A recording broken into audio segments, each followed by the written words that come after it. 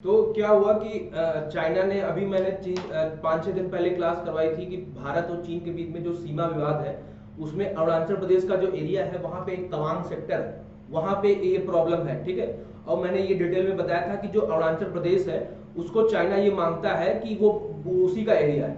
लेकिन शुरू से ही 1947 से जब से आजाद हुआ है भारत, तब से ये अरुणाचल प्रदेश से भारत का ही कब्जा है।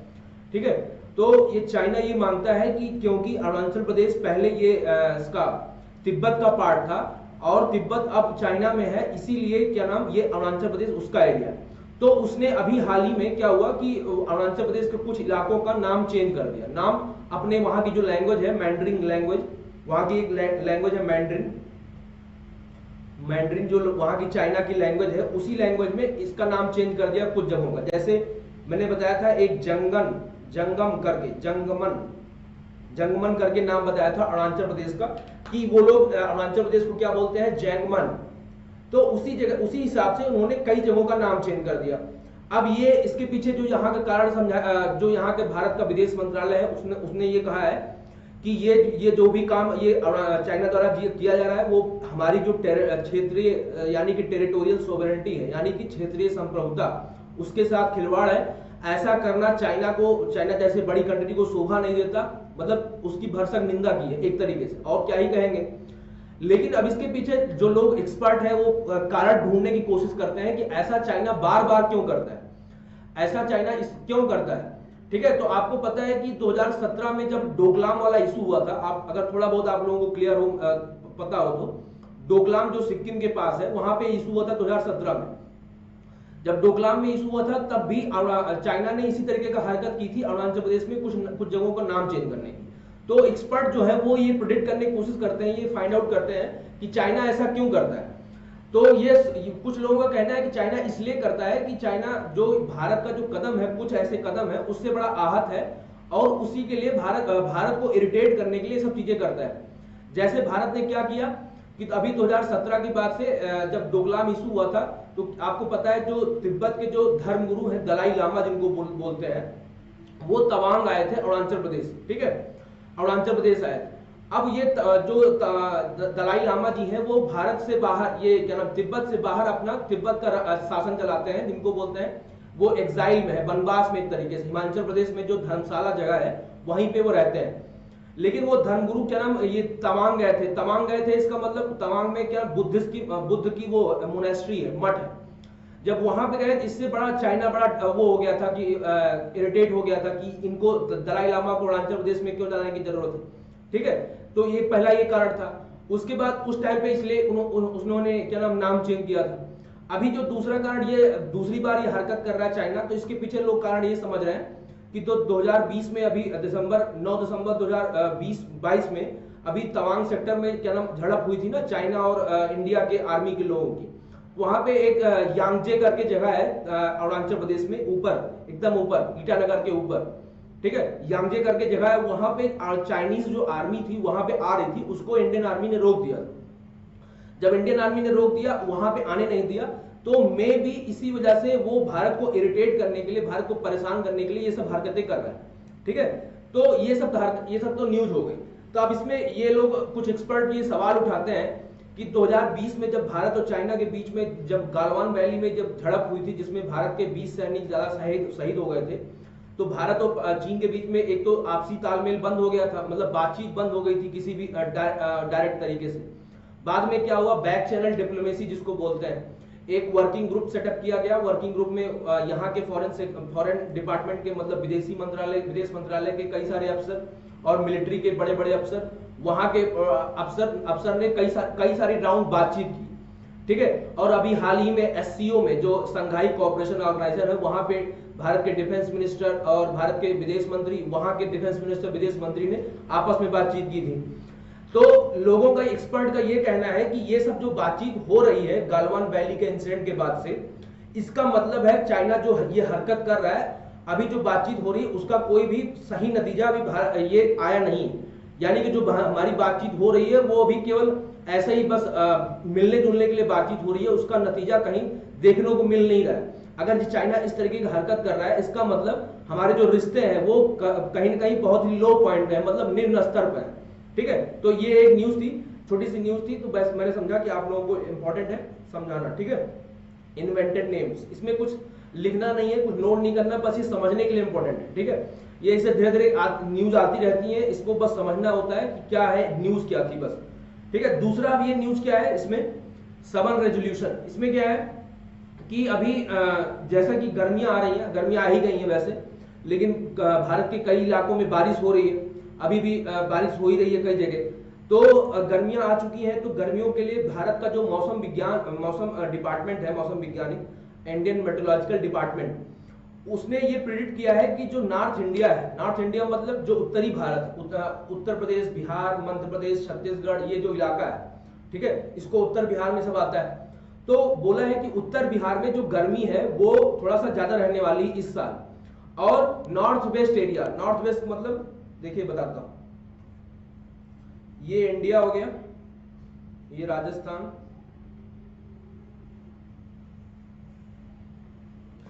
मान लीजिए रफ डायग्राम है ये इंडिया का, तो ये हो गया नॉर्थ इंडिया। नॉर्थ इंडिया में यूपी, बिहार, मध्य प्रदेश, छत्तीसगढ़, झारखंड, ये सब आते हैं।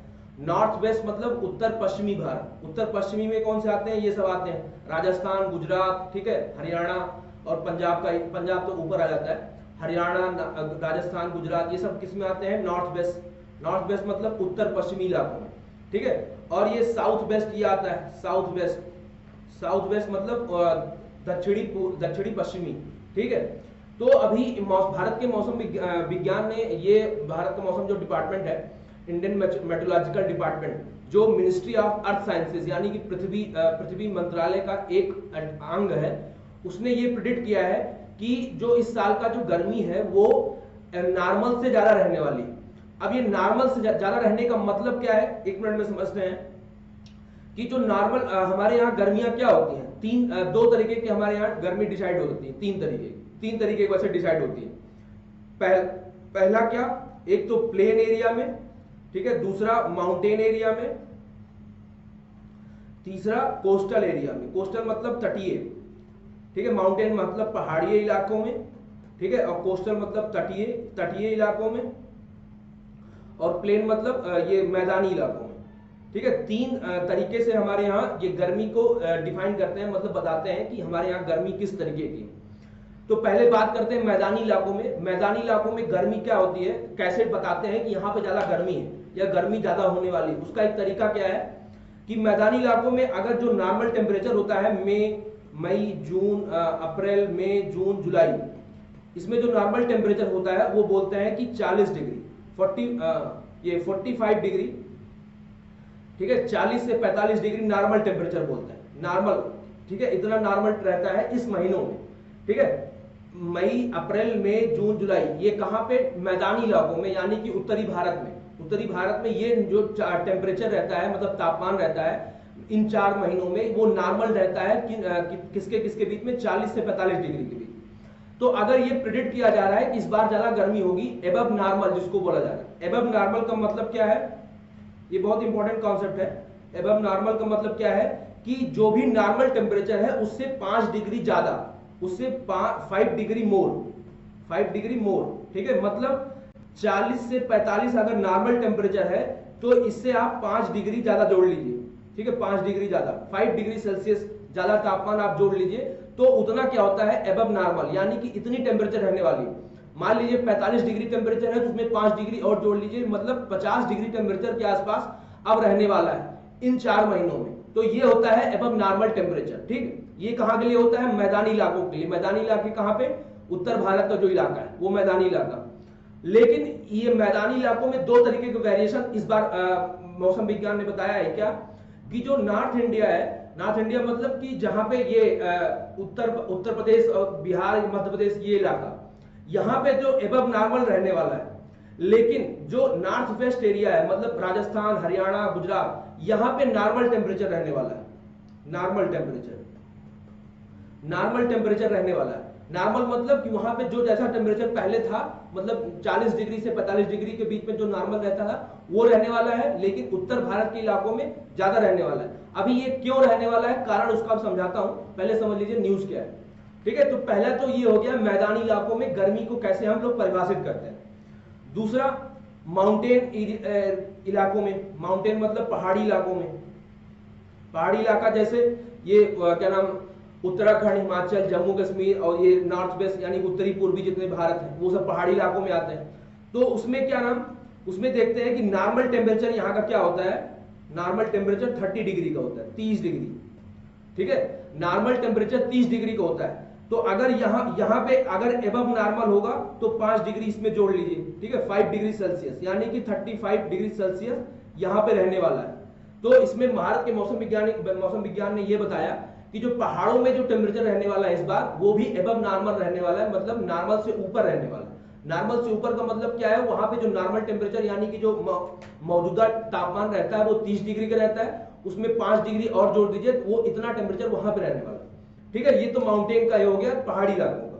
तीसरा क्या है कि कोस्टल एरियाज यानी कि तटीय इलाके कौन से हैं कि ये उत्तरी, जिसको पश्चिमी घाट बोलते हैं और पूर्वी घाट बोलते हैं, ये तटीय इलाके ना, जो राज्य जो क्या नाम समुद्र से जुड़े हुए हैं, जैसे गुजरात, महाराष्ट्र, गोवा, कर्नाटका, तमिलनाडु, केरला, आंध्र प्रदेश, उड़ीसा, वेस्ट बंगाल, इनको क्या बोलते हैं, ये वाले इलाके, ये इनको तटीय इलाके बोलते हैं। तटीय इलाकों में नॉर्मल टेम्परेचर की डेफिनेशन क्या है, नॉर्मल टेम्परेचर की 35 डिग्री, ठीक है, 35 डिग्री सेल्सियस। और अगर इसमें एबव नॉर्मल होता है तो क्या नाम 5 डिग्री और जोड़ लीजिए, 40 डिग्री सेल्सियस, ठीक है। लेकिन भारत के मौसम विज्ञान ने बताया कि तटीय इलाकों में इस बार नॉर्मल टेम्परेचर रहने वाला है, ठीक है। तो 4 कैटेगरी बताई है, ये कोई कहीं नोट करने की जरूरत नहीं है, बस इसमें समझने की जरूरत है कि टेम्परेचर का वेरिएशन कैसे होता है, मतलब तापमान का जो ये विविधता होती है कैसे बदलती है और गर्मी कैसे आती कैसे जाती है, ठीक है। ये समझने की जरूरत है कि जो भारत का मौसम विज्ञान है वो कैसे कैटेगराइज करता है, कहां पे गर्मी ज्यादा होती है, कहां पे गर्मी कम होती है, बस इतना ही समझना है। अब इसमें रीजन क्या है, इसका कारण क्या है, क्यों इस बार गर्मी ज्यादा रहने वाली है, उसका एक कारण ये लोग बताते हैं, भारत का मौसम विज्ञान जो बताता है कि एल नीनो इफेक्ट इस बार रहने वाला है, एल नीनो इफेक्ट इस बार आने वाला है। अब एल नीनो इफेक्ट क्या होता है, एक मिनट में क्लियर करता हूं। सभी को कुछ पता है इसके बारे में, कुछ ज्योग्राफी की क्लासेस कभी हुई है क्या इसके बारे में, एक बार मुझे कंफर्म कर दीजिए कोई लोग। टेम्परेचर का वेरिएशन कैसे पड़ता है, कैसे होता है, मतलब तापमान का जो होता है, ये हमारी गर्मी, सर्दी, बरसात कैसे होती है, उसका छोटा सा कॉन्सेप्ट मैं समझाता हूं, आप लोग थोड़ा ध्यान दीजिएगा, ठीक है। सभी लोग एक बार चैट बॉक्स छोड़ के एक बार ध्यान दीजिए क्या है। आपको पता है साइंस का एक, विज्ञान का एक कॉन्सेप्ट है कि कहीं भी अगर हाई टेम्परेचर होगा, कहीं पे अगर टेम्परेचर ज्यादा होगा, मतलब तापमान ज्यादा होगा, तो वहां प्रेशर क्या होता है यानी दबाव क्या होता है, कम होता है। ये रूल है, ठीक है, ये साइंस का रूल है। इसको अगर अभी ना समझ में, जिन्होंने साइंस पढ़ा है थोड़ा उनको समझ में आता होगा क्योंकि उन लोगों ने पढ़ा होगा, लेकिन नहीं पढ़ा तो बस एक बार समझ लीजिए बस कि कहीं पे टेम्परेचर ज्यादा होगा तो इसका मतलब प्रेशर कम होगा। टेम्परेचर ज्यादा का मतलब जैसे मतलब गर्मी बढ़ रही है, 30 से 40 डिग्री टेम्परेचर बढ़ेगा तो वहां पे हवा का जो दबाव होगा वो कम होगा, लो टेम्परेचर होगा, लो प्रेशर होगा, ठीक है। लेकिन अगर टेम्परेचर कम होगा, जैसे कि ठंडे के महीने में टेम्परेचर कम होगा तो वो हवा का दबाव ज्यादा रहता है, तो प्रेशर वहां पे ज्यादा रहता है। बस इतना कॉन्सेप्ट समझिए, अभी समझ में आ जाएगा सब कुछ। अगर टेम्परेचर ज्यादा होगा तो इसका मतलब प्रेशर कम होगा, ठीक है। तापमान ज्यादा तो यानी कि दबाव कम, तापमान कम तो दबाव ज्यादा, ठीक है, उल्टा होता है दोनों का। ये बस इतना ध्यान में रखिए, अगर टेम्परेचर बढ़ेगा तो प्रेशर घटेगा, प्रेशर बढ़ेगा तो टेम्परेचर घटेगा, बस इतना ही ध्यान रखिए, आपको सब कॉन्सेप्ट क्लियर हो जाएगा, ठीक है। एक पहला कॉन्सेप्ट तो ये हुआ कि टेम्परेचर अगर कहीं का वायुमंडल में, हमारे एनवायरनमेंट में, पर्यावरण में अगर टेम्परेचर बढ़ता है तो प्रेशर कम होता है, हवा का दबाव कम होता है, और टेम्परेचर घटता है तो प्रेशर बढ़ता है। बस इतना एक बार पहला पॉइंट। दूसरा कॉन्सेप्ट ये है कि अगर कहीं भी हवा, जैसे मान लीजिए वायुमंडल है, ये पूरा वायुमंडल है, ठीक है, कहीं पे क्या नाम है, इतने सेक्शन में हाई टेम्परेचर है, हाई प्रेशर है, ठीक है, हाई प्रेशर, इतने जगह में लो प्रेशर है, ठीक है। लो प्रेशर, हाई प्रेशर का मतलब क्या है, यहाँ पे टेम्परेचर कम है, ठीक है। यही तो कॉन्सेप्ट समझाया अभी पहले कि अगर प्रेशर ज्यादा है इसका मतलब टेम्परेचर कम होगा, यानी कि तापमान कम होगा, ठीक है। अगर लो प्रेशर है इसका मतलब क्या हुआ कि हाई टेम्परेचर है, यानी कि वहां पे गर्मी होगी, ठीक। तो दो कॉन्सेप्ट, पहला कॉन्सेप्ट वो वाला बताया, दूसरा ये देखिए कि अगर मान लीजिए वायुमंडल में कहीं पे हाई प्रेशर है, कहीं किसी जगह पे, ठीक है, जहां आप रहते हो मान लीजिए वहां पे टेम्परेचर ज्यादा है, तो वहां पे क्या होगा, लो प्रेशर होगा, मान लीजिए लो प्रेशर हो गया। और जहां पे गर्म ठंडी होगी, ठंडा मौसम होगा, तो वहां पे हाई प्रेशर होगा। तो ये साइंस का कॉन्सेप्ट है विज्ञान का कि जो हवाओं का मूवमेंट होता है वो high pressure to low pressure होता है। ठीक है, ये साइंस का नहीं, ये लिक्विड में भी, मतलब पानी में भी और कहीं भी ये कॉन्सेप्ट है ये कि high pressure to low pressure movement होता है हर जगह, high pressure to low pressure. ठीक है, इसका मतलब है जहां पे ज्यादा हाई प्रेशर होगा और जहां पे लो प्रेशर होगा, तो वहां पे हाई प्रेशर की जो हवाएं होंगी वो लो प्रेशर की तरफ बढ़ने की कोशिश करेंगी। ठीक है, इस तरीके से। तो ये दूसरा कॉन्सेप्ट कि अगर जो हवाओं का मूवमेंट होता है वो एक जगह से दूसरी जगह कैसे जाती है, यानी कि जो हवा चलती है होती है, इसका मतलब वो आप समझ लीजिए कि कहीं हाई प्रेशर था और कहीं लो प्रेशर था, तो जो हवा है वो हाई प्रेशर से लो प्रेशर की तरफ जा रही है। हाई प्रेशर मतलब ज्यादा दबाव और लो प्रेशर मतलब कम दबाव। ज्यादा दबाव वाले वायुमंडल से लो प्रेशर यानी कि कम दबाव वाले वायुमंडल की तरफ जा रही है। ठीक है, मतलब इसका वैसे समझिए, अगर नहीं समझ में आ रहा हो तो मान लीजिए गुब्बारा है, गुब्बारा आप लोग देखे होंगे, बैलून जिसको बोलते हैं, गुब्बारे में खूब हवा भरी है। ठीक है, जब उसको गुब्बारे को दबाइए तो क्या होता है, गुब्बारे की जब उस पर प्रेशर दीजिए तो गुब्बारे की हवा क्या करती है, इधर उधर भागने की कोशिश करती है ना, भागने की कोशिश करती है। इसका मतलब क्या होता है, जो हाई प्रेशर यहाँ पे प्रेशर दे रहे हैं हम, तो वो ऐसी जगह भागने की कोशिश करती है जहां पे प्रेशर कम हो। ठीक है, तो वही कॉन्सेप्ट यहाँ पे अप्लाई होता है कि वायुमंडल में हाई प्रेशर से लो प्रेशर की तरफ हमेशा हवाएं मूव करती है। अब दूसरा कॉन्सेप्ट समझ लिया, अब तीसरा देखिए, एल नीनो कैसे होता है। एल नीनो कैसे होता है, ये है, मान लीजिए ये है इंडिया। ठीक है, ये है इंडिया और ये है ऑस्ट्रेलिया।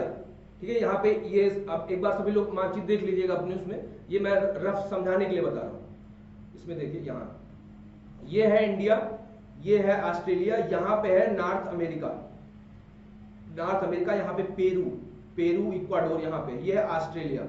ठीक है, ये है इंडिया। अब आपको पता है, अगर ज्योग्राफी की छठी क्लास की आपने एनसीईआरटी पढ़ी होगी, छठी या 7वीं क्लास की, उसमें बेसिक ये सब समझाया हुआ है कि जो हमारा वायुमंडल है वो पूरी तरीके से जुड़ा हुआ है। ठीक है, मतलब इंडिया की जो भारत में जो हवा चलती है वही हवा ऑस्ट्रेलिया में कहीं जाके मिलेगी, फिर वही पूरे वायुमंडल में चलती है। ठीक है, ये पूरा वायुमंडल एक तरीके से जुड़ा हुआ है। तो क्या होता है कि अब यहाँ पे अगर गर्मियां आती हैं, जैसे इंडिया में गर्मियां आती हैं, तो मौसम जो सूर्य होता है, सूरज वो ऐसे डायरेक्ट यहाँ चमकता है। ठीक है, डायरेक्ट हमारे उस पर गिरता है, हमारे टेम्परेचर पे, हमारे यहाँ सरफेस पे। तो यहाँ पे गिरने की वजह से यहाँ पे क्या होता है, इंडिया में जून जुलाई के महीने में गर्मी आती है, गर्मी आती ना, गर्मी आती है, इसका मतलब यहाँ पे क्या हो, टेम्परेचर बढ़ रहा है, टेम्परेचर बढ़ता है। जब टेम्परेचर बढ़ता है जिसका मतलब क्या होगा, प्रेशर कम होगा, यानी कि यहाँ पे इंडिया में लो प्रेशर होता है, यानी कि कम दबाव वाली हवाएं चलती हैं। फिर से बता दे रहा हूं, जब गर्मियां आती हैं मई जून जुलाई अगस्त में, तो जो सूरज की रोशनी होती है वो हमारे ऊपर डायरेक्ट पड़ती है ना, डायरेक्ट पड़ती है। जब यानी इसका मतलब क्या हुआ, ज्यादा रोशनी हमारे ऊपर पड़ेगी, ज्यादा रोशनी पड़ने की वजह से हमारा जो ये उत्तर भारत है पूरा गर्म हो जाता है। ठीक है, यहाँ पे गर्मियां आती हैं, तो गर्मी आने का मतलब क्या है, यहाँ का टेम्परेचर बढ़ता है। अगर टेम्परेचर बढ़ेगा तो क्या होगा, प्रेशर घटेगा। मैंने बताया अभी पहले कॉन्सेप्ट, हाई टेम्परेचर यानी कि लो प्रेशर, यानी कि तापमान ज्यादा तो दबाव कम। ठीक है, पहला कॉन्सेप्ट। यानी कि गर्मियों में हमारे यहाँ पे लो प्रेशर हो जाता है। ठीक है, लो प्रेशर। अब ऑस्ट्रेलिया आपको पता है ये दक्षिणी गोलार्ध में है, यानी कि सदर्न हेमिस्फीयर में है। तो जब आपको पता है कि जो सूरज की रोशनी होती है वो दक्षिणी गोलार्ध उत्तरी गोलार्ध में बढ़ जाती है। ठीक है, थोड़ा सा छठी कॉन्सेप्ट है ज्योग्राफी का, आप लोगों ने थोड़ा पढ़ा होगा। तो जब हमारे यहाँ गर्मी होती है तो ऑस्ट्रेलिया में ठंडी होती है। ठीक है, यहाँ पे विंटर्स आती हैं। ठीक है, यहाँ पे विंटर्स आती हैं। विंटर्स मतलब यहाँ पे जाड़ा आता है। जब यहाँ पे ठंडी होता है, ठंडा होता है मौसम, यानी कि लो टेम्परेचर। लो टेम्परेचर इसका मतलब हाई प्रेशर, यहाँ पे प्रेशर ज्यादा होता है, यानी कि दबाव ऑस्ट्रेलिया में ज्यादा होता है। ठीक है, अब यहाँ पे पेरू में देखिए, ये नॉर्थ अमेरिका, हाँ बस देख लीजिए समझ में आ जाएगा। अभी यहाँ पे ये उत्तरी अमेरिका में देखिए, तो जनरली क्या होता है, जनरली मतलब सामान्य रूप से ये होता है कि पेरू में भी क्या होता है, हाई प्रेशर होता है। जनरली यहाँ पे मौसम बदलता रहता है, लेकिन एल नीनो की कंडीशन ये होती है, ये 6-7 सालों 8 सालों 10 सालों में आती है ऐसी कंडीशन। और ऐसी कंडीशन आने का अभी तक कोई पता नहीं चल पाया कि ऐसी कंडीशन क्यों आती है। यहाँ पे जनरली क्या होता है, पेरू में यहाँ पे जो पानी होता है इसके आसपास, ये जो पैसिफिक ओशन है, प्रशांत महासागर है, वो बहुत गर्म हो जाता है। ठीक है, गर्म हो जाता है पैसिफिक ओशन की, पेरू ये जो पेरू कंट्री है ना, पेरू कंट्री के पास जो पैसिफिक ओशन है यानी कि प्रशांत महासागर, वहां पे जनरली सामान्य रूप से क्या होता है, पानी गर्म हो जाता है। जब पानी गर्म होगा तो क्या होगा, पेरू के आसपास क्या होगा, गर्मी होगी, पेरू, इक्वाडोर, ये चाइल, इसके आसपास जब यहाँ पे गर्मी होगी तो क्या होगा, यहाँ पे क्या होगा, लो प्रेशर होगा। मैंने बताया था ना कॉन्सेप्ट, जहां पे ज्यादा गर्मी वहां पे लो प्रेशर यानी कम दबाव, ठीक है। तो अब क्या हुआ देखिए, इंडिया में लो प्रेशर, पेरू में लो प्रेशर और ऑस्ट्रेलिया में लो प्रेशर। अब अगर मान लीजिए ऑस्ट्रेलिया से, मैंने बताया अभी कॉन्सेप्ट कि अगर जो हवाओं का मूवमेंट होता है वो क्या करती है, हाई प्रेशर से लो प्रेशर की तरफ मूव करती है, मतलब ज्यादा दबाव वाले मूवमेंट से लो प्रेशर की तरफ मूव करेंगी, ठीक है। यही तो बताया था, हाई प्रेशर से लो प्रेशर यानी कि ज्यादा दबाव वाले वायुमंडल से लो प्रेशर यानी कम दबाव वाले वायुमंडल तक, ठीक। तो अब यहाँ पे कंडीशन देखिए, इंडिया में लो प्रेशर यानी कि कम दबाव, ऑस्ट्रेलिया में हाई प्रेशर और पेरू में, यहाँ पे दक्षिणी अमेरिका में लो प्रेशर। तो अब क्या होगा, मान लीजिए कोई यहां से हवा चलनी है हाई प्रेशर से, अब लो प्रेशर आपको पता है कि कुछ हवाएं यहां पे जाएंगी इंडिया में, कुछ हवाएं यहां पे जाएंगी, ठीक है। हाई प्रेशर से लो प्रेशर हवा मूव करती है ना, तो कुछ हवाएं इंडिया की तरफ जाएंगी, कुछ हवाएं यहां पे जाएंगी। क्यों? क्योंकि हवा बढ़ जाएगी, इधर भी लो प्रेशर दिख रहा है, इधर भी लो प्रेशर दिख रहा है, तो जो हवाओं का डायरेक्शन होगा वो दो जगह बढ़ जाएगा, एक तो इंडिया की तरफ चली जाएगी, दूसरी उत्तरी अमेरिका की तरफ चली जाएगी, ठीक है। इसीलिए क्या होता है, जो ये हमारी हमारी तरफ जो इंडिया की तरफ जो हवा आती है, जो भी हवाएं आती हैं, वो उनका जो ताकत होती है, उनकी जो पावर होती है, इंटेंसिटी होती है, वो कम होती है। इसीलिए यहाँ पे क्या होता है, इंडिया में बारिश जो है वो कम होती है। जब बारिश कम होगी तो क्या होगा, इंडिया में बारिश कम होगी तो क्या होगा कि यहाँ पे बाढ़ जैसी स्थिति उत्पन्न होगी, पानी कम आएगा यहाँ पे। जब बाढ़ जैसी स्थिति उत्पन्न होगी, इसीलिए यहाँ पे इंडिया में ये बताया जा रहा है इस बार कि ऐसा देखा जाएगा कि यहाँ पे ज्यादा टेम्परेचर रहने की संभावना है, उत्तरी भारत में ज्यादा गर्मी बढ़ने की संभावना है, ठीक है। ये है El Nino effect, El Nino, ठीक है। अब इसी का उल्टा होता है ला नीनो, ठीक है। समझ में आ रहा है क्या सभी को? कुछ समझ में आ रहा है कि नहीं? मैं फिर से एक्सप्लेन कर दूंगा। तो देखिए, ये कारण होता है, इस बार ये बताया जा रहा है, भारत के मौसम विज्ञान ने ये बताया कि इस बार में भी हो सकता है कि एल नीनो इफेक्ट के कारण, एल नीनो प्रभाव के कारण हमारे यहाँ भारत में कम बरसात हो, और कम बरसात होने की वजह से उत्तरी भारत में ज्यादा गर्मी होगी, ठीक है। तो इसके पीछे का कॉन्सेप्ट क्या था, एल नीनो, और ये भारत का मौसम विज्ञान कैसे गर्मी को डिफाइन करता है, ठीक है। अब इसी का उल्टा होता है ला नीनो। अब क्योंकि मैं ये बता ही रहा हूं तो ला नीनो भी बता देता हूं। ला नीनो क्या होता है कि जो ये पेरू है, यहाँ पे हाई प्रेशर हो जाता है, हाई प्रेशर यानी कि यहाँ पे लो टेम्परेचर, जनरली यही रहता है यहाँ पे, कि मतलब अब ये क्यों होता है क्यों नहीं होता है, अभी साइंटिस्ट इसका खोज करने में जुटे हैं कि क्यों होता है। अभी इसका एग्जैक्ट कारण नहीं पता चल पाया कि पेरू में, ये दक्षिणी अमेरिका में ऐसा क्यों हो जाता है, ये एल नीनो ला नीनो का क्या एग्जैक्ट रीजन है, अभी पता नहीं चल पाया।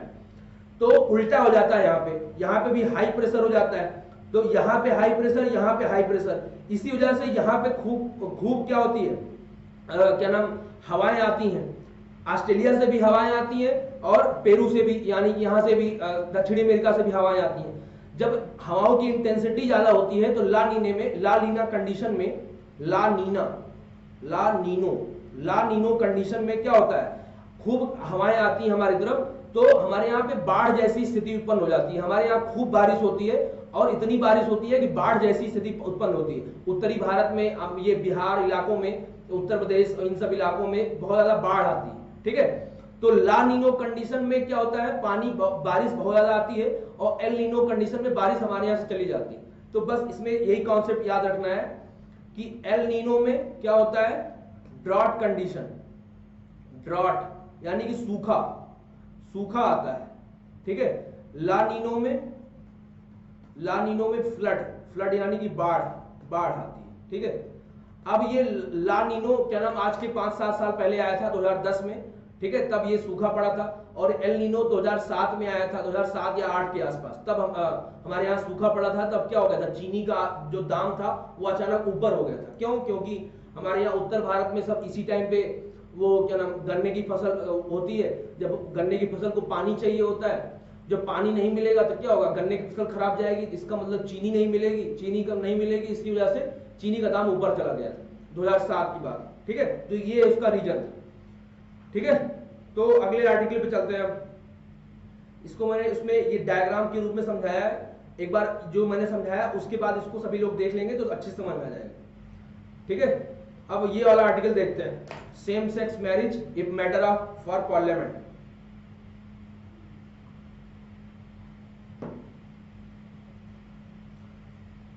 अभी ये 3 तारीख को एक इसका एडिटोरियल आया हुआ था, और आज 5 तारीख है, 5 को भी यही एडिटोरियल आया हुआ था, मतलब समलैंगिक विवाह के ऊपर। तो दोनों का मैं मिश्रण समझाता हूं आप लोगों को। ठीक है, क्या है इसमें, तो आपको पता है कि मैं इसको पहले कवर भी कर चुका हूं, समलैंगिक विवाह पहले ऑलरेडी क्लास में कवर कर चुका हूं, तो डिटेल में थोड़ा सा बस समरी उसका बता देता हूं क्या क्या था इससे पहले। कि आपको पता है सेक्शन 377 जो है, सेक्शन 377 आईपीसी ऑफ आईपीसी यानी कि भारतीय दंड संहिता, भारतीय दंड संहिता जो आईपीसी संहिता, उसके तहत 2018 से पहले तक ये जो समलैंगिकता थी, जिसको बोलते हैं होमोसेक्सुअलिटी, ठीक है, समलैंगिकता थी, ये हमारे देश में इसको असंवैधानिक माना जाता था, मतलब कानूनी रूप से ये मान्य नहीं थे। ठीक है, ये कानूनी रूप से मान्य नहीं थे। लेकिन एक केस हुआ नवतेज जोहर वर्सेस यूनियन ऑफ इंडिया, मतलब नवतेज जोहर बनाम भारतीय संघ 2018।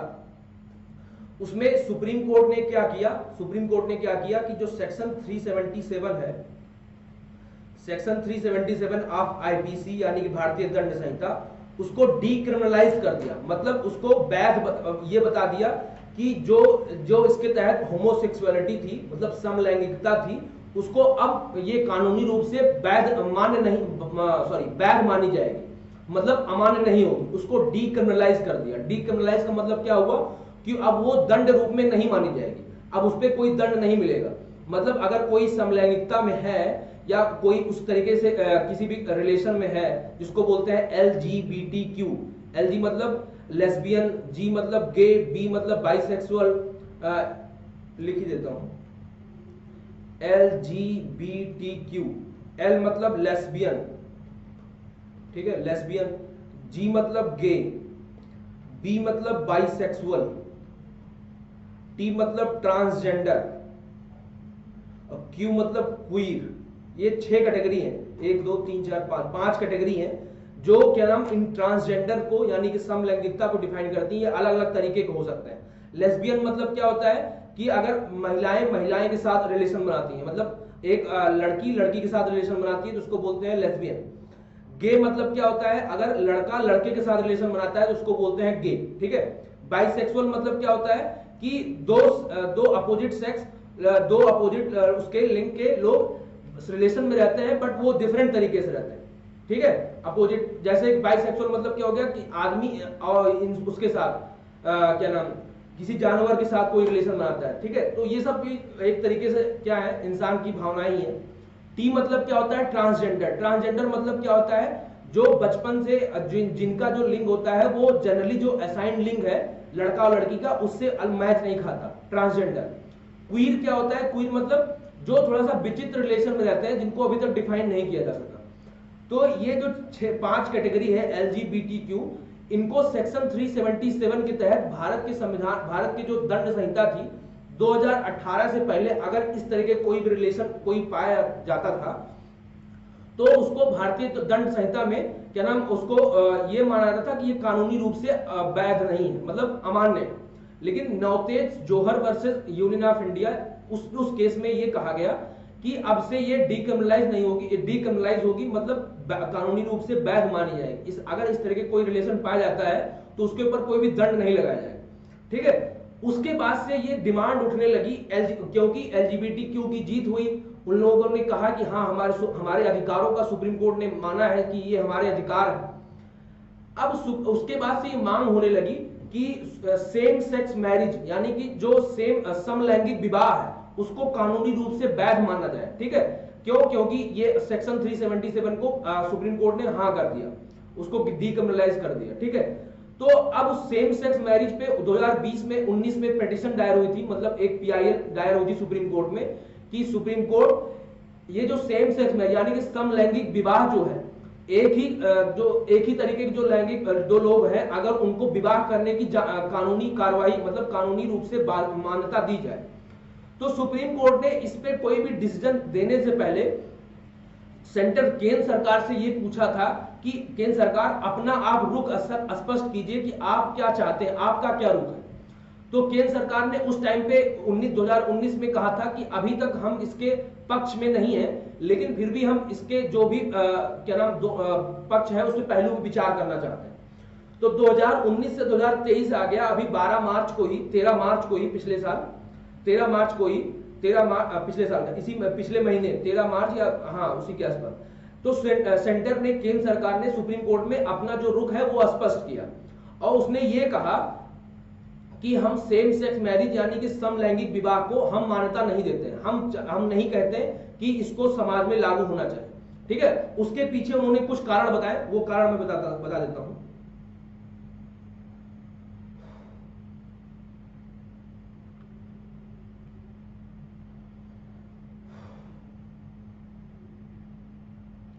उसके पीछे कुछ कारण बताए, वो कारण बता देता हूं एक बार। पहला कारण तो ये है, ये बताया कि हमारे यहां जो मैरिज है, जो शादी है, केंद्र सरकार ने ये कहा कि हमारे यहां जो शादी है वो किस पे डिपेंड होती है, क्या नाम, हमारे यहाँ रीत रिवाज और कस्टम्स, इन सब परंपराओं पे डिपेंड है। और हमारे यहाँ जो धर्म ग्रंथ है, चाहे वो हिंदू धर्म हो, चाहे मुस्लिम धर्म हो, चाहे क्रिश्चियन धर्म हो, चाहे सिख धर्म, ये जो भी तरीके के हमारे यहाँ जो धर्म है, या बौद्ध धर्म या फिर पारसी, जितने भी तरीके के धर्म है हमारे यहाँ, वो किसी भी इस तरीके की शादी विवाह को अलाउ नहीं करते। और क्योंकि हमारे यहाँ जो शादी विवाह होती है वो धार्मिक परंपराओं से जुड़ी हुई है, इसी वजह से ये सब चीजें हमारे यहाँ अलाउ नहीं की जाती। तो इसी वजह से पहला कारण तो ये था कि इस वजह से इसको अलाउ नहीं करना चाहिए। दूसरा कारण इन्होंने क्या बताया था कि हमारे संविधान में, भारत के संविधान में जो ये कई सारे मैरिज बने हुए हैं ना, मैरिज एक्ट, जैसे हिंदू मैरिज एक्ट, अगर किसी को हिंदू धर्म को किसी को शादी करनी हो तो हिंदू मैरिज एक्ट 1955 बना हुआ है, यानी कि हिंदू शादी कानून, विवाह कानून। उसमें हिंदू मैरिज एक्ट में क्या नाम, जो कोई भी हिंदू धर्म से बिलोंग करता है तो केवल एक ही शादी कर सकता है, और जो डाइवोर्स यानी कि जो तलाक होता है उसका ही इसमें प्रावधान किया गया। हिंदू मैरिज एक्ट बना है, मुस्लिम पर्सनल लॉ बना है, ठीक है, क्रिश्चियन मैरिज एक्ट बना हुआ है, इसी तरीके से क्या नाम, पारसी एक्ट बना हुआ है, पारसी मैरिज एक्ट 1954, मतलब उसी के आसपास सारे कानून बने हैं। तो सेंटर ने, केंद्र सरकार ने ये कहा कि जितने भी तरीके के हमारे यहाँ कानून बने हुए हैं उसमें कहीं भी इस तरीके की मैरिज का प्रावधान नहीं किया गया। ठीक है, तो अगर प्रावधान अगर इसको करना है तो इसको सुप्रीम कोर्ट, आपके पास ये अधिकार नहीं है कि आप समाज में जो होने वाले इस तरीके के विवाह है उस पर आप अपना डिसीजन दें, मतलब आप इसको तय करें, बल्कि इसको तय करने का अधिकार किसके पास है, भारत की संसद के पास, पार्लियामेंट के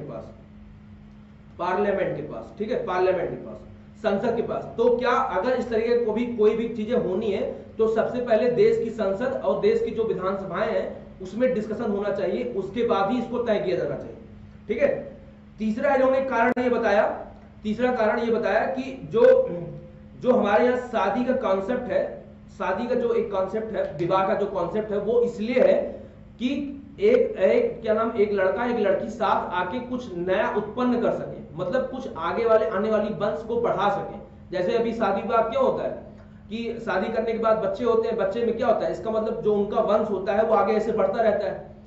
तो केंद्र सरकार ने ये कहा कि जो हमारे यहाँ शादी का जो कॉन्सेप्ट है, जो एक शादी विवाह का कॉन्सेप्ट है, वो इसलिए है क्योंकि शादी से कुछ उत्पन्न होता है, तो वो उत्पन्न होने से वजह से वो हमारा जो वंश होता है, जो हमारा जो वंशावली वो आगे बढ़ती है।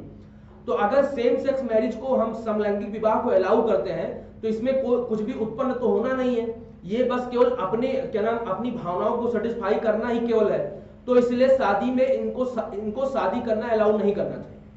मतलब समझ रहे हैं आप लोग कि अगर मान लीजिए कोई भी लड़का आपस में रिलेशन में, या लड़की आपस में रिलेशन में, तो उससे कोई नया संतान या नई चीज तो उत्पन्न नहीं होगी। तो केंद्र सरकार का ये कहना है कि अभी तक हमारे यहाँ जो शादी का कॉन्सेप्ट है वो इस वजह से है कि कुछ लोग दो, एक लड़का एक लड़की साथ में आते हैं, जिससे कुछ नई संतान उत्पन्न होती है, जिससे कि हमारे यहाँ वंश बढ़ता है, तो इसी को शादी बोलते हैं, इसी को विवाह बोलते हैं, ठीक है। लेकिन ये हो नहीं रहा, ये इस समलैंगिक विवाह में होगा नहीं, इसलिए इसको नहीं करना चाहिए, ठीक है। चौथा कारण इन्होंने ये दिया, चौथा कारण ये दिया कि अभी तक हमारे यहाँ जो ये प्रॉपर्टी और डाइवोर्स है, डाइवोर्स का जो कॉन्सेप्ट है, यानी कि जो हमारे यहाँ संपत्ति और तलाक का जो कॉन्सेप्ट है, वो उन्हीं परिवारों के लिए है जिनमें शादियां होती हैं और शादी होने के बाद कुछ संतान उत्पन्न होती है। मान लीजिए क्या नाम, कोई शादी करता है, शादी करने के बाद क्या होते हैं, बच्चे होते हैं, लड़का है लड़की, तो जो प्रॉपर्टी होती है, जो संपत्ति होती है, उनके लड़के लड़कियों को मिलती है। लेकिन अगर समलैंगिक विवाह को अलाउ कर गए तो इनसे कोई संतान तो उत्पन्न नहीं होगी। संतान नहीं उत्पन्न होने की वजह से क्या होगा, इनकी जो प्रॉपर्टी होगी वो किसको जाएगी, वो एक कानूनी विषय है, वो किसी को नहीं जाएगी जब इनकी संतान ही नहीं है तो, ठीक है। तो जो इनकी प्रॉपर्टी में ये सब, यानी कि ये सब लीगल इश्यूज है, ये कानूनी प्रावधान है, जिनको तय करने के लिए सुप्रीम कोर्ट आप नहीं उसके लिए सक्षम है। ये इस पे केवल संसद या विधानसभाएं ही, पार्लियामेंट में मतलब इसको बहस कर सकती है। चौथा, पांचवा कारण इन्होंने बताया, पांचवा कारण जो ये मतलब कि इन्होंने नहीं बताया, लेकिन जो काफी लोग एक्सपर्ट ये बोलते हैं कि केंद्र सरकार क्यों इस तरीके से कॉन्सेप्ट ले आती होगी। उन्होंने ये बताया कि अगर इस तरीके की चीजों को प्रमोट करेंगे, मतलब समलैंगिक विवाह को हम एक तरीके से प्रमोट करेंगे तो क्या होगा कि मान लीजिए लड़का लड़के आपस में प्रमोट कर रहे हैं या लड़की लड़की आपस में वो संबंध बना रहे हैं, इससे क्या होगा कि जो कुछ तरीके की बीमारियां हैं, जैसे एड्स हो गया, ठीक है, और भी तरीके की जो बीमारियां हैं वो समाज में फैलने का डर रहेगा, ठीक है। और इससे क्या होगा कि हमारे जो करंट जनरेशन है, जो बच्चे हैं समाज में, अगर बच्चे इसको खुले रूप में देखेंगे तो उनपे निगेटिव असर पड़ेगा, उनपे नकारात्मक असर पड़ेगा, जिससे कि उनकी मानसिकता खराब हो सकती है, ठीक है। तो ये 4-5 कारण सेंटर ने, यानी कि केंद्र सरकार ने अपने दलील में दी, ठीक है, ये हो गया। अब इसमें इसके अगेंस्ट में लोग क्या कहते हैं, जो लोग इनके अधिकारों के लिए बात करते हैं कि हाँ समलैंगिक विवाह को होना चाहिए, उसपे क्या क्या कारण है वो उस पे देखते हैं, उनका वो अपना क्या तर्क देते हैं। पहला तर्क वो लोग ये देते हैं, समलैंगिक विवाह जो वाले लोग हैं, कि पहला तर्क, सबसे पहला तर्क ये है कि हमारे संविधान में आर्टिकल 14 है, अनुच्छेद 14। समझ में आ रहा है यहां तक सभी को?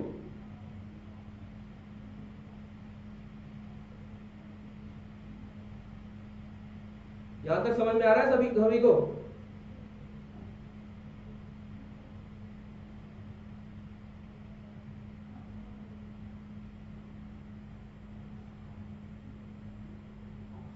यहां तक समझ में आ रहा है सभी को?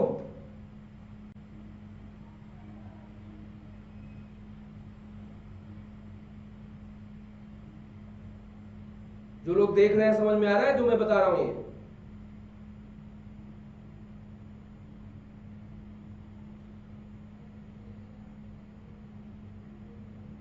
चलिए स्टार्ट करते हैं।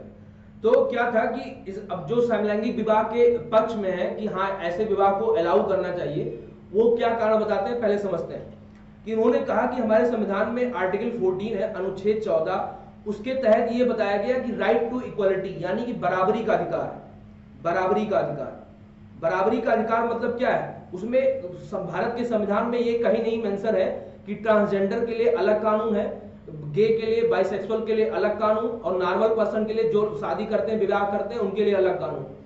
तो पहला तो हमारे संविधान में अगर इस तरीके की चीजें आप अलाउ नहीं करते हैं तो भारत का जो संविधान है उसका आर्टिकल 14 अनुच्छेद 14 का आप वायलेशन करते हैं, मतलब उसको आप उल्लंघन करते हैं, पहला आर्टिकल 14 का, ठीक है।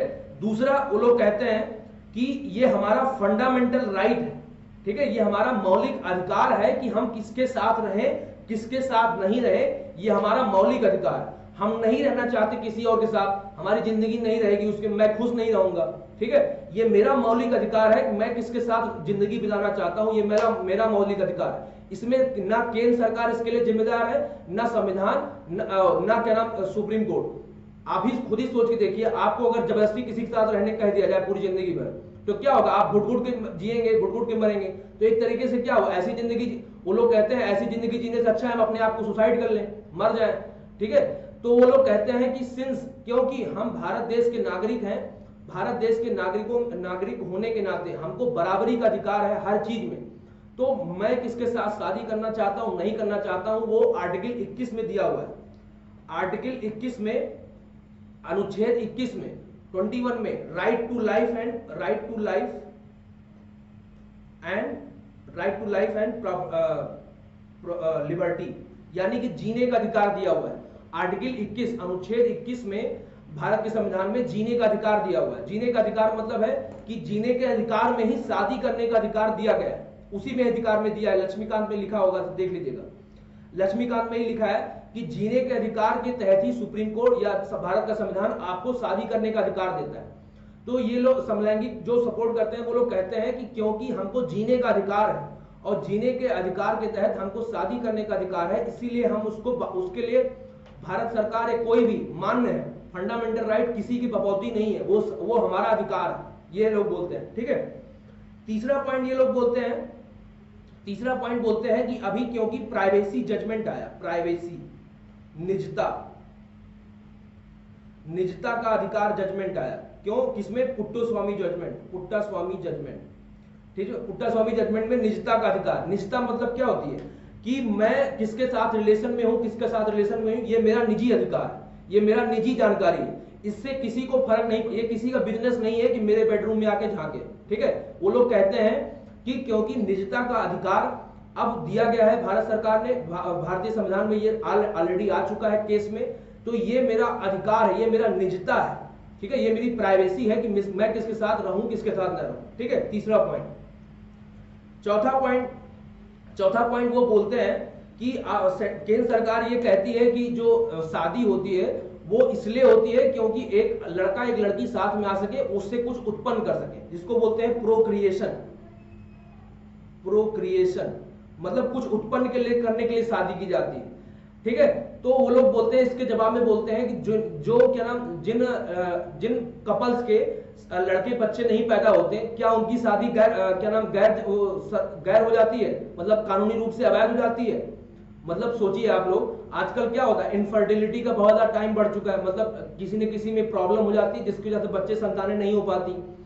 तो वो लोग क्वेश्चन ये उठाते हैं कि अगर मैरिज का यही मतलब है कि कुछ ना कुछ संतान उत्पन्न करना ही केवल काम है, तो जिनके संतान उत्पन्न नहीं होती, इसका मतलब उनकी मैरिज को इनवैलिड डिक्लेयर कर देना चाहिए। ठीक है, अवैध घोषित कर देना चाहिए, तुम्हारे बच्चे नहीं हुए, तुम्हारी शादी नहीं होनी चाहिए, तुम बेकार हो। ठीक है, तुम बेकार हो, मतलब सोच के देखिए आप लोग। तो अगर वो लोग उत्पन्न नहीं कर रहे हैं क्या नाम कुछ भी चीज, तो उनकी मैरिज भी बेकार कर देनी चाहिए। तो उनकी मैरिज क्यों अलाउ करते हैं आप लोग? तो उस सेम जगह पे हमारी मैरिज भी अलाउ कीजिए, जब उनकी मैरिज को आपने अलाउ कर दिया है जिनके कोई संतान नहीं उत्पन्न हो रही, तो उसी बेसिस पे हमारी मैरिज भी, हमारी शादी भी अलाउ कीजिए। ठीक है, ये हो गया। पांचवा पॉइंट ये लोग बोलते हैं, पांचवा पॉइंट, कि जो शादी विवाह है उसमें क्या, वो क्यों की जाती है? वो की जाती है फैमिली के लिए, फैमिली यानी कि परिवार के लिए। ठीक है, परिवार के लिए। अब पहले के जमाने में हमारे जो रिलीजन होते हैं, हमारे जो धर्म है, उसमें परिवार का कॉन्सेप्ट, केवल परिवार का मतलब ये नहीं है कि एक हस्बैंड हो, मतलब एक पति हो, पत्नी हो, बच्चे हो, परिवार का मतलब यही बताया गया है। लेकिन अब समाज चेंज हो रहा है, समाज की सोच चेंज हो रही है, तो उसमें ये लोग कहते हैं कि परिवार का मतलब ये नहीं कि पति पत्नी हो।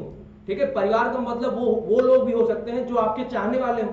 ठीक है, मैं किसी लड़के के साथ रहना चाहता हूं या मैं किसी लड़की के साथ रहना चाहता हूं, मैं उसको परिवार बोलता हूं, ये मेरा अधिकार है, मैं इनको परिवार बोलता हूं। ठीक है, तो ये लोग कहते हैं कि जो फैमिली का कॉन्सेप्ट है, जो परिवार का जो कॉन्सेप्ट है, उसको अब केंद्र सरकार को और समाज को भी अब बदलना होगा। ठीक है, पति पत्नी, दो बच्चे, यही केवल परिवार नहीं होते, वो लोग परिवार है जिनको हम अपना मानते हैं। ठीक है, आप लोग ही सोचिए, जिनके बहुत ज्यादा दोस्त नहीं होते या जिनकी शादियां नहीं होती, या जिनकी शादी हो जाने के बाद भी क्या होते हैं, वो किसी और के साथ उनको अच्छा लगता है, वो कहते हैं वो मेरी फैमिली, वो मेरे लव्ड वंस है। ठीक है, तो परिवार का कॉन्सेप्ट क्या हुआ, वो दूसरे लोग हो गए जिनके साथ वो कहते हैं कि हम उनके साथ अच्छा जुड़ाव महसूस करते हैं। ठीक है, तो अब इन लोगों का कहना है कि परिवार का जो कॉन्सेप्ट है वो बहुत बदल चुका है। अब सेंटर को, केंद्र सरकार को अपने 1000 साल पुरानी जो परंपरा है उसको आज के जनरेशन पे थोपना नहीं चाहिए। ठीक है, पांचवा पॉइंट। तो ये सब पॉइंट थे, इन जो उस दिन की जो परसों का जो क्रक्स था वो मैंने बता दिया, केंद्र सरकार का रूप। आज जो क्रक्स था कि समलैंगिक विवाह पे इन लोगों का जो लोग सपोर्ट कर रहे हैं इनका रूप बता दिया मैंने, ठीक है। तो 5 पॉइंट इसमें बता दिए, 5 पॉइंट उसमें बता दिए, ठीक है। और आप लोगों का क्या क्या विचार है, आप लोग क्या कीजिएगा, जो लोग बाद में देख रहे हैं कमेंट बॉक्स में जरूर बताइएगा आप लोग क्या सोचते हैं इस विषय में, अलाउ करना चाहिए नहीं अलाउ करना चाहिए, ठीक है, क्या होना चाहिए आपके हिसाब से, क्या होना चाहिए, ठीक है। और आप लोग क्या सोचते हैं उसके बारे में जरूर बताइएगा।